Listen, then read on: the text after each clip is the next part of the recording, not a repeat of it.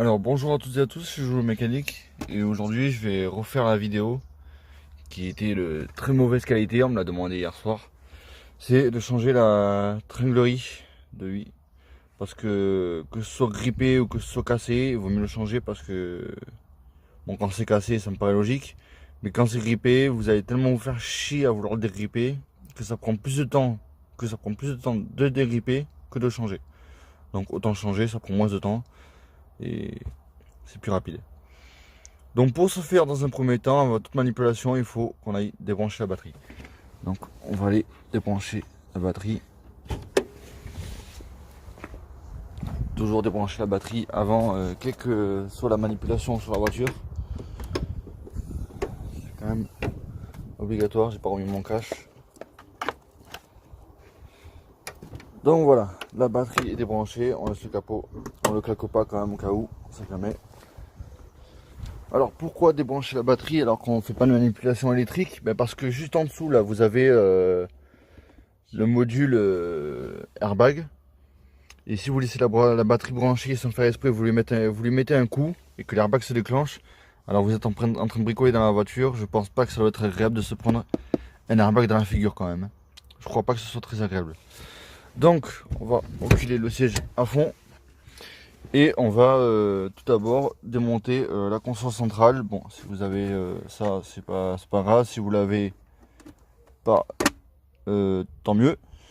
Mais moi, je vais éviter de l'enlever parce que de toute façon, il y a juste un vis d'origine qui est là-dedans.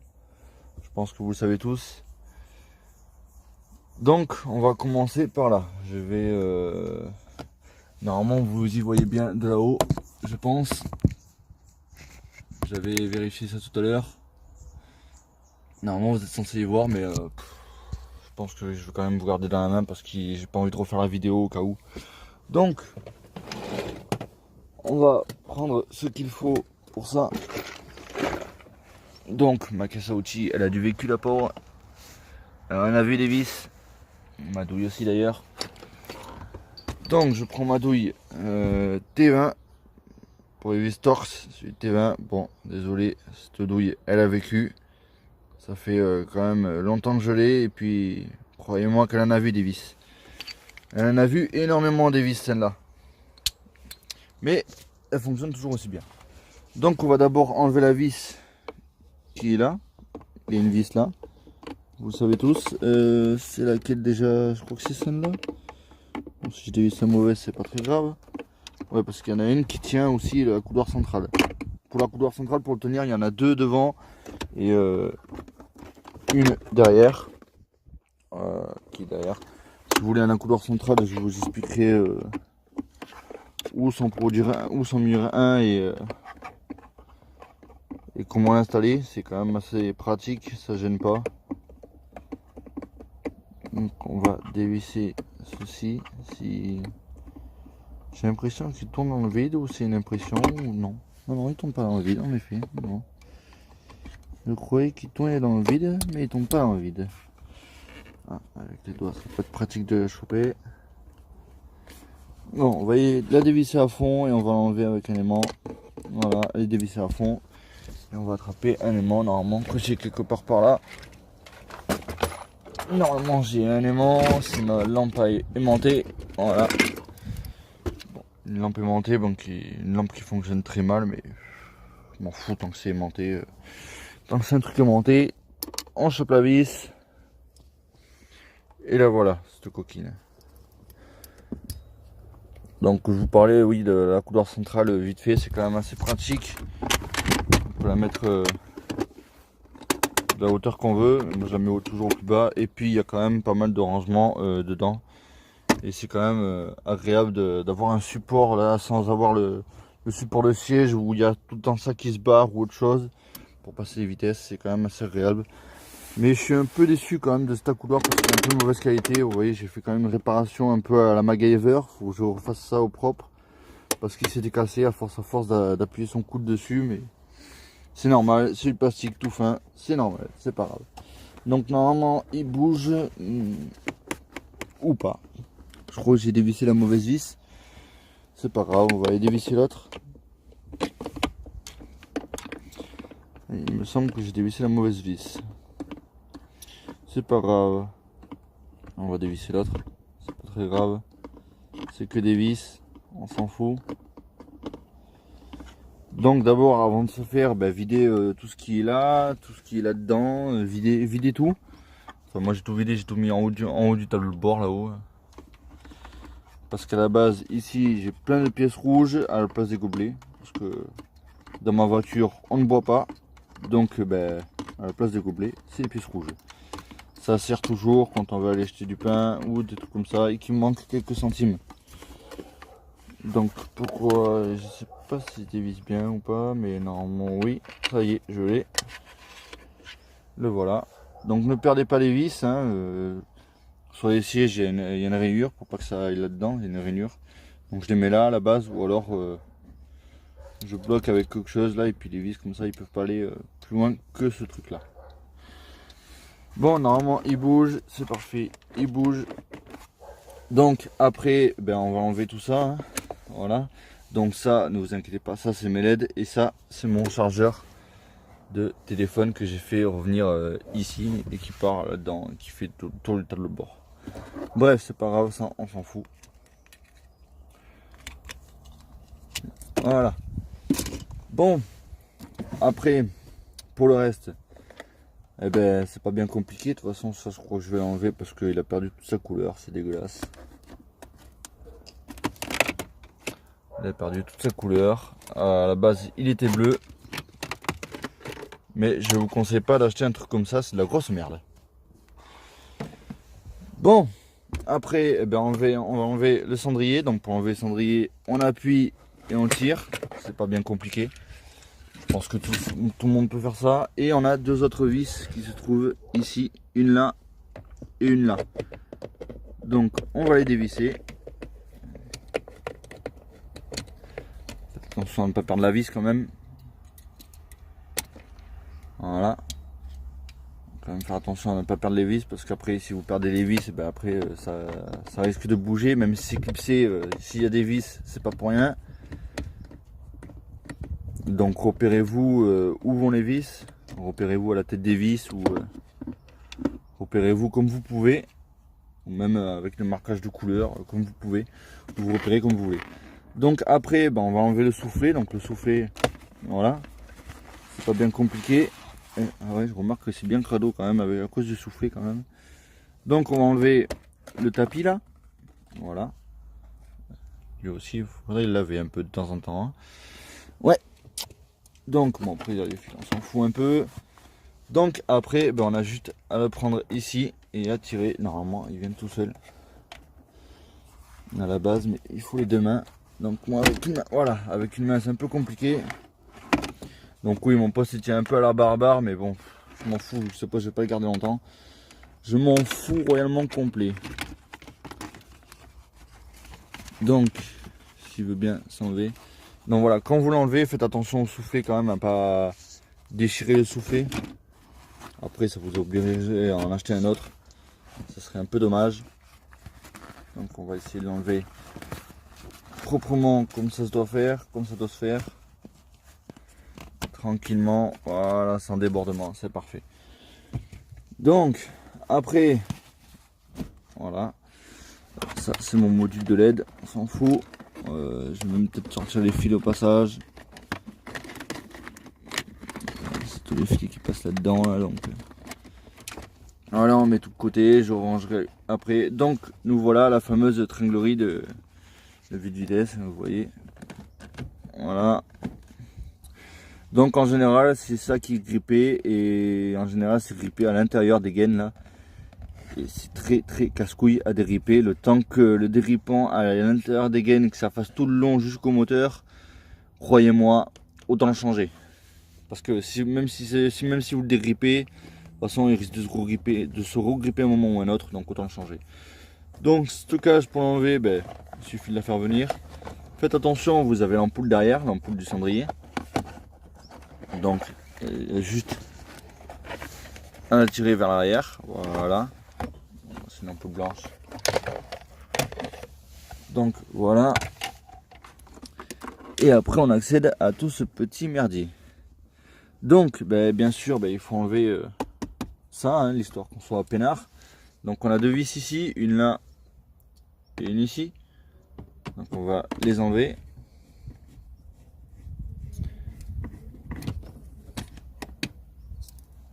Voilà, une et la deuxième qu'on va enlever avec aussi.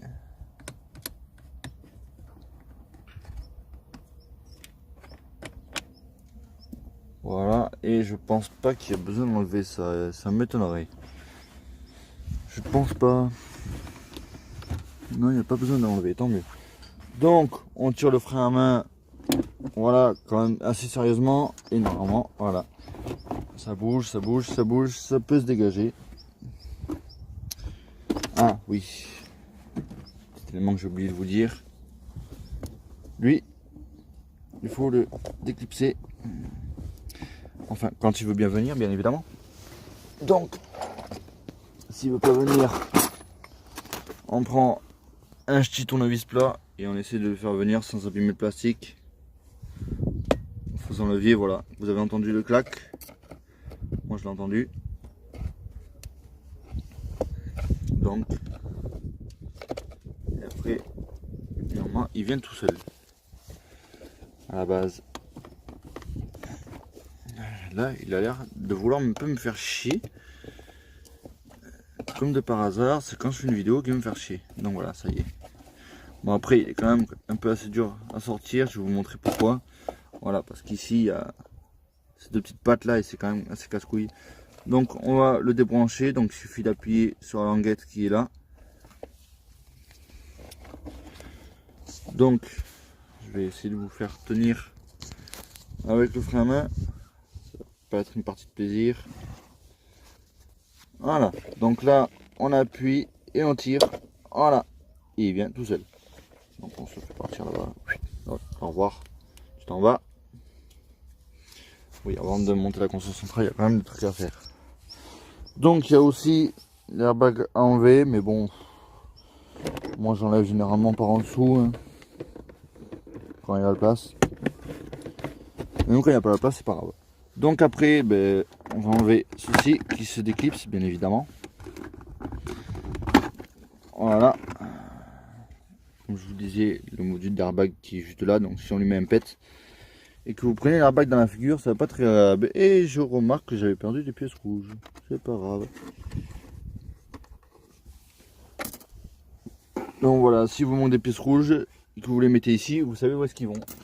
Et je pense qu'un jour ou l'autre, je risque de démonter la voiture complètement pour nettoyer parce que c'est quand même très crado sous ce merdier. Ouais, c'est quand même pas jojo dessous là. Donc, bien évidemment, quand il veut sortir, c'est beaucoup mieux. Là, il a pas l'air de vouloir. Il fait un peu son petit caprice de bébé. Donc, je vais essayer d'atteindre le truc là, ici, et le faire. Voilà. Donc, je le pousse par en dessous. Alors, pourquoi je le pousse par en dessous? Parce qu'ici, c'est une espèce d'enjoliver. Et ça s'enlève tout le temps. Et après, lui, il s'enlève aussi. Et c'est très casse-couille. Donc voilà comment je l'enlève. Donc après ici c'est une petite languette. Là à l'intérieur il y a une languette qu'il faut soulever. Donc je la soulève en général et je tire dessus. Voilà. La languette qui est ici là qu'il faut soulever pour que ça puisse se déclipser. Voilà, je pense qu'on est bon pour sortir tout ce merdier. On va essayer de remettre le filet à l'intérieur s'il veut bien rentrer. Voilà. Et normalement ça sort tout seul. Voilà. Bon, il faut juste un petit peu tirer dessus parce que c'est un petit peu clipsé avec. Attention au fil si vous en avez comme moi. Attention quand même. Pas en tirer dessus. Donc à faire gaffe avec le frein à main. On le sort gentiment. Sans faire de dégâts. Hop.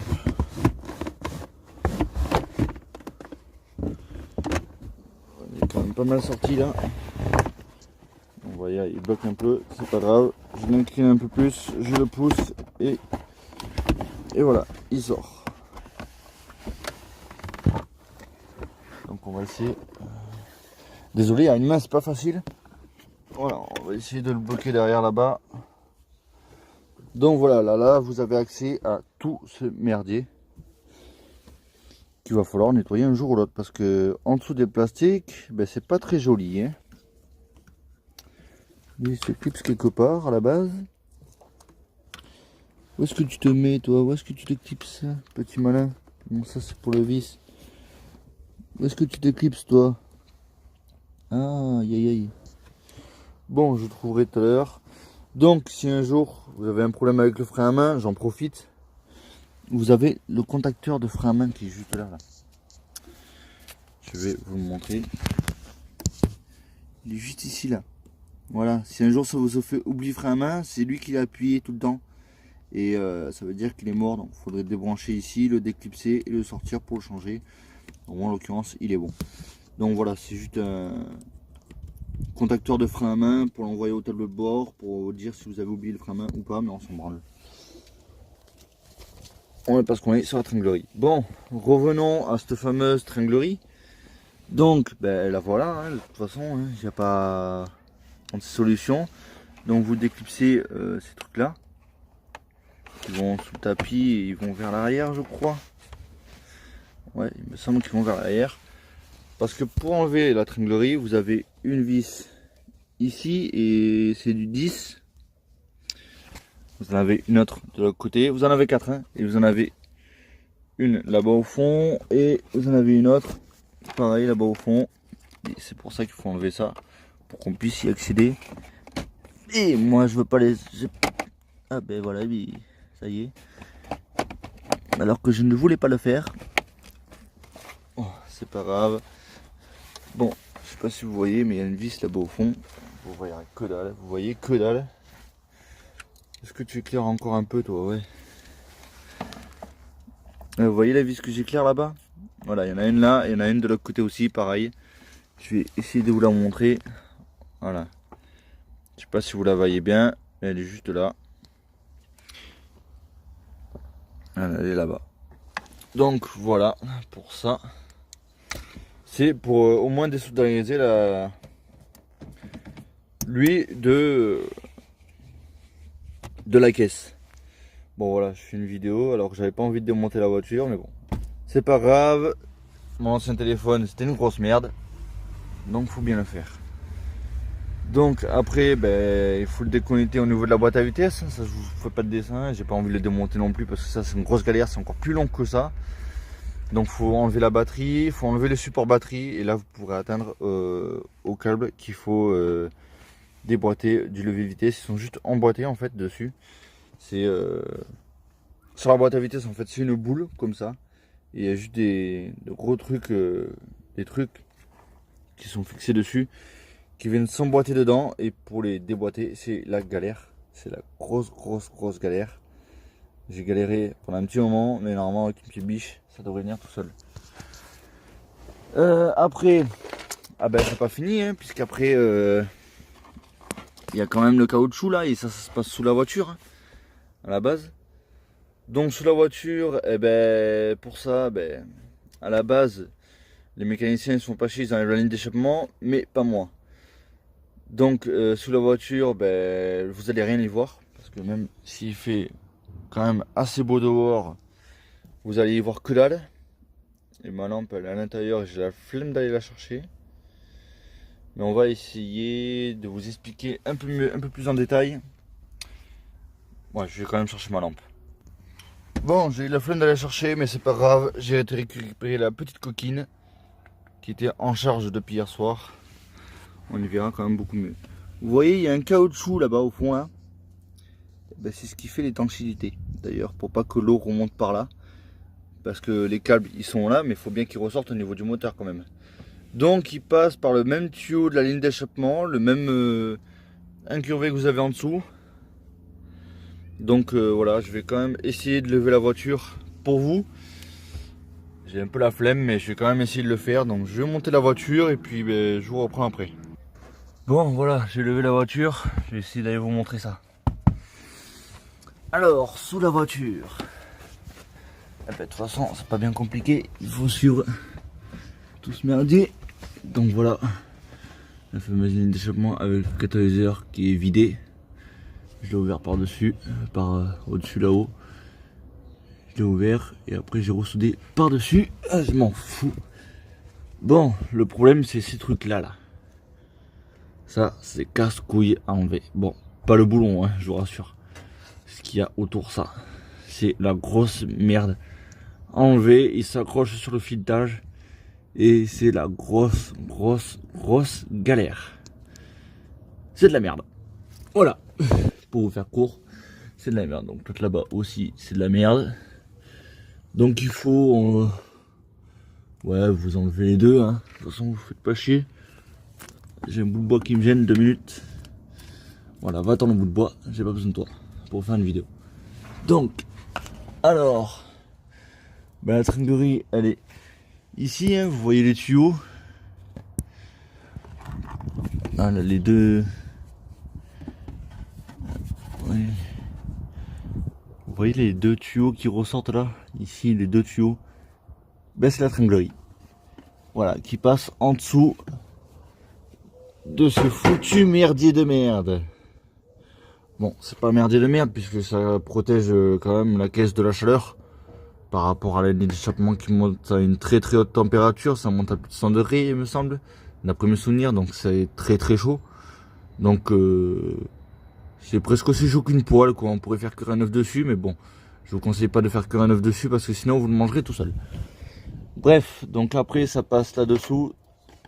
Là-dessous, tout ce merdier, ça passe là-dedans. Et donc, après, ben, c'est pour ça qu'il faut désolidariser ici. Et après, le déclipser de l'extérieur. Voilà, il faut le déclipser par-dessous la voiture parce qu'il est clipsé. À la base, il est clipsé et en même temps, il est jointé. Donc, quand on le clipse, il fait joint. Ça me paraît logique. Ah, pour sortir de la voiture sans ses deux mains, c'est pas facile. Donc, vu qu'il est clipsé, ben, c'est des clips en plastique. Donc, si l'ancien vous vous en branlez, ben, vous essayez de taper autour là par l'intérieur et de le péter. Je pense qu'après vous en branlez. Et après, il y a tout qui vient ensemble. Donc, oui, c'est une galère.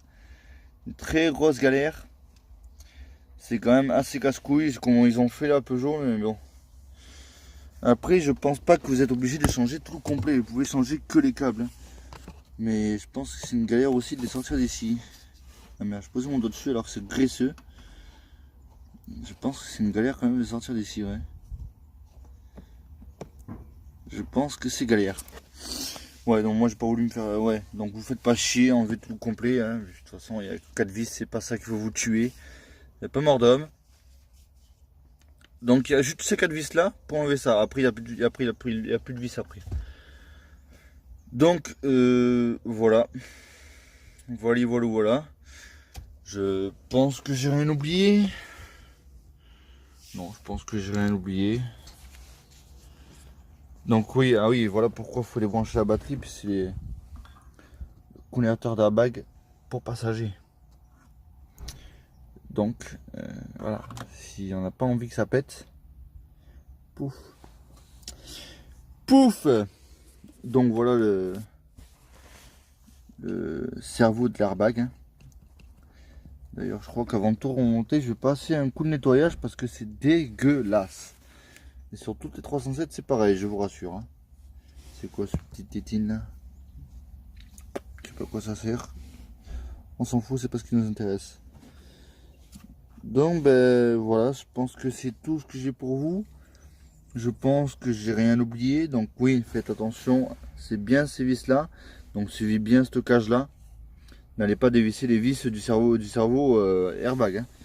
Vous n'allez pas dévisser une masse, par exemple. Donc voilà, quand même à faire attention. Ne lui mettez pas quand même un pet au cas où. Évitez de lui mettre un pet. Parce que même si la batterie est débranchée, si vous lui mettez un pet et qu'après vous rebranchez la batterie, voilà, ce serait peut-être pas joli à voir. On sait pas ce qui peut arriver. Donc évitez de le toucher. C'est pas plus mal. Ça serait même mieux. Voilà, donc évitez surtout de le toucher parce qu'après... ouais, si les airbags sont sortis, ça déclare votre voiture épave. Donc en gros, pour une simple tringlerie de merde, votre voiture va partir à la casse quoi.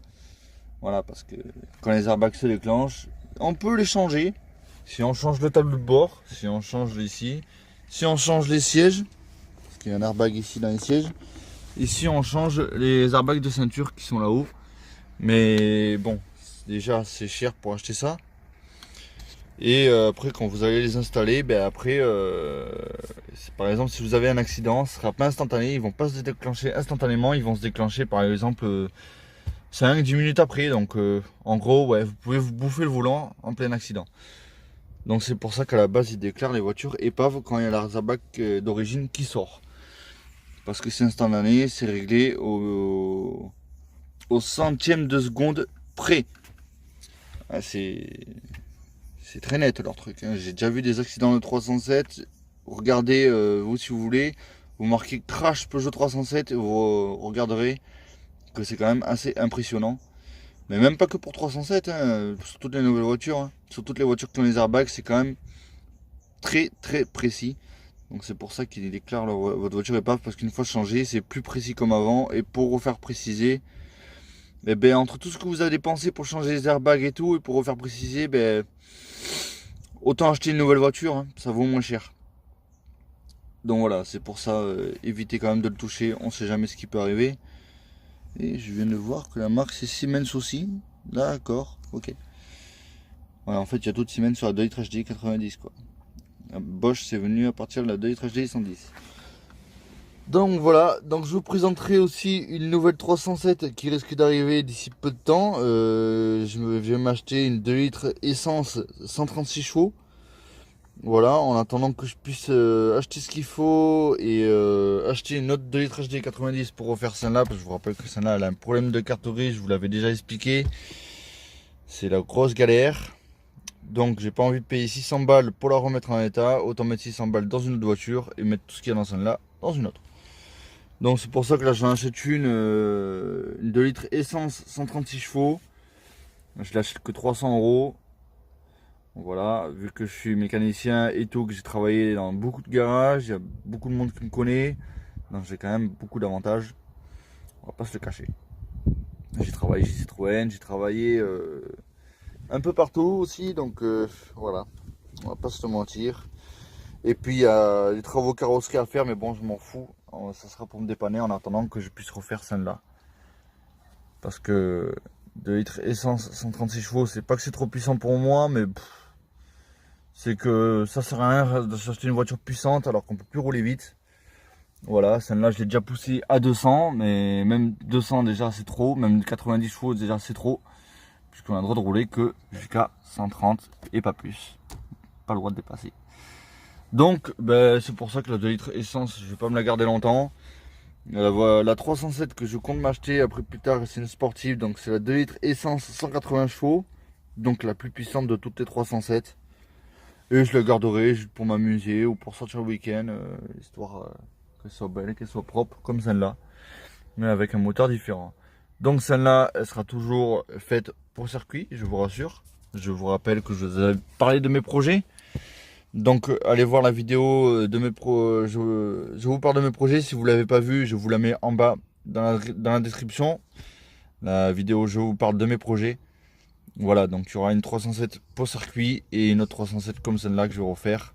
En gros, celle-là, vu qu'elle a plus de carte grise et qu'on n'est pas obligé d'avoir une carte grise pour aller sur circuit, eh bien, je vais faire celle-là en circuit. Et en gros, je vais en faire un monstre, mais je vais pas tout vous dire puisque je vous l'ai déjà expliqué. Donc voilà pour cette tringlerie, moi je vous quitte là-dessus parce que moi avant de tout remonter, je vais d'abord nettoyer parce que c'est caca. C'est dégueulasse, c'est dingue. Quand il y a le plastique, on voit rien. Mais je me demande comment la crasse peut aller là-dedans quand même. Alors que... peut-être remonter la crasse, peut-être non. Mais non, elle peut pas remonter comme ça. Je sais pas. Donc d'abord je vais nettoyer tout ça. Et après... Voilà. Oh punaise. Et dis donc, faut dormir la nuit. Et après je vais remonter tout ça. Donc après au remontage, c'est pareil que le sens inverse. Hein. C'est pareil pour le démontage. Mais en sens inverse. Donc voilà, n'oubliez pas de remettre la petite lampe pour le cendrier. N'oubliez pas de bien rattacher. Avant de tout remonter, quand vous l'avez remis, vérifiez que toutes vos vitesses passent sans aucun problème. Voilà, la 2, la 3, la 4, la 5. Après vous remettez au point mort et la marche arrière. Parce que si vous passez de la 5 à la marche arrière, ça passe pas. Ah si. Elle me fait mentir cette connasse. D'habitude ça passe pas. Quand on fait ça et ça passe pas d'habitude. Elle me fait mentir cette vilaine fille. Dis donc. Tu t'es pris pour qui là? Tu me fais mentir devant... Ouais, plus de 500 abonnés là. Y a pas de respect, dis donc. Je vais te donner une bonne leçon moi. Bon, bref, en tout cas, voilà ce que je vous ai dit. Je pense que j'ai rien oublié. Je refais le tour vite fait dans ma tête. Mais non, moi non. Je vous ai rien oublié. J'ai rien oublié. Donc oui, la tringlerie. Vous n'êtes pas obligé d'en acheter une neuve. Hein. Voilà, moi c'est une d'occasion hein, que j'ai pris. Elle est d'occasion et elle fonctionne très très bien. Voilà, vous allez en casse, vous la démontez vous-même. Et puis en général, ça coûte pas si cher que ça. Ouais, bon, après pour vous, ça coûtera peut-être plus cher que moi parce que moi je connais pas trop donc j'ai un avantage. Mais oh, je crois que j'avais payé 10 ou 20 balles donc pour vous, ça sera à peu près 30-40 euros. Voire même peut-être 50, un truc comme ça. Après, je sais pas trop le prix où ça coûte pour ceux qui n'ont pas de réduction. Mais bon, voilà. Donc, n'oubliez pas que si vous voulez une autre vidéo sur quelle que soit la voiture, où vous voulez, dites-me-le. Je ferai la vidéo. Sauf, évitez de me demander, s'il vous plaît, pour les trucs de clim, parce que c'est une grosse galère. Il faut démonter tout le tableau de bord pour atteindre à la clim, et c'est très très chiant. Et rien que pour démonter un tableau de bord, ben, il faut minimum 2 heures en faisant tout correctement, peinard et tout correctement. Et puis enlever le tableau de bord en plus il faut être deux. Et vu qu'à la base, la plupart du temps, je suis tout seul. Ben voilà, évitez de me demander des trucs sur la clim là, à part peut-être pour changer le ventilateur ou même une sonde ou que ce soit d'autre. Donc voilà, n'oubliez pas de... Oh punaise, j'en ai marre, hein. Pourtant j'ai dormi cette nuit. Hein. Là, c'est bizarre. Hein. Bref. Donc n'oubliez pas de me demander des vidéos sur quelle que soit la vidéo, ce que vous voulez, dites-me-le. Même pour démonter un toit, je le fais. Ça va être un peu compliqué pour démonter un toit. Parce que on n'a pas de toit panoramique. Je plaisante, mais démontez-moi. Oula. Demandez-moi ce que vous voulez et je vous ferai une vidéo là-dessus. Parce qu'en ce moment, je sais plus quoi faire comme vidéo. Étant donné que je vous ai déjà presque tout fait. Pare-choc arrière, caméra, pare-choc avant, capot, aile, je vous ai tout fait. À part les portières, pour les changer les portières, je vous les fais pas parce que il faut un outil spécial, il faut changer à chaque fois les charniers. Autant dévisser les vis qu'il y a derrière là et puis voilà. Ou autant aller chez un carrossier pour dresser sa portière. Bref. Donc voilà, il y aura aussi sûrement une autre vidéo pour rechanger le moteur de la Super 5 qu'on avait fait et qui était à côté. Voilà, parce qu'on a remarqué que le moteur qu'on avait mis, c'était un moteur moins puissant que celui-là qu'il avait de base. Donc je sais pas si c'est très réglementaire. Je sais que si on a un moteur plus puissant à la base, il faut la passer aux mines. Mais là, vu que c'est un moteur moins puissant, je sais pas, je pense pas. Mais c'est pour ça qu'on va refaire une vidéo, qu'on va rechanger son moteur. Donc je vous ferai une vidéo dessus. Là, cette fois-ci, il y aura le palan. Voilà, il y aura ce qu'il faut pour lever le moteur. Ce sera beaucoup plus simple, ce sera beaucoup plus facile. Je vous ai montré déjà comment changer un moteur quand on n'avait pas de palan ni de chèvre. Si vous voulez la voir, c'est changement de moteur de la Super 5. Donc voilà, vous allez de toute façon sur ma chaîne, il y a toutes les vidéos que vous voulez. Si vous voulez que je refasse une vidéo particulière qui était en mauvais état par rapport à mon ancien téléphone, dites-me-le, sauf pour le turbo. Voilà, parce que j'ai pas envie de démonter mon moteur. Pour le turbo, je referai peut-être, mais quand je serai à la casse de Rosan. Comme ça au moins ce sera peut-être plus simple pour moi. Vu que à la base les voitures sont déjà presque à moitié désossées là-bas, ça sera déjà beaucoup plus simple. À part cette vidéo là, demandez-moi une autre vidéo qui a été mal faite par rapport à mon ancien téléphone. Et je vous la referai avec grand plaisir. Donc celle-là, elle va s'appeler changement de la tringlerie sur Peugeot 307 partie 2. Voilà, je l'ai fait pour quelqu'un déjà. Là je le fais pour quelqu'un qui m'a envoyé un message hier. Donc on a quand même pas mal discuté. Donc voilà, je t'envoie le bonjour par cette vidéo. Voilà, t'essaies d'apprendre de la mécanique, c'est très bien. Pour réparer tes voitures toi-même, ça te coûtera moins cher qu'au garage, c'est parfait. C'est nickel.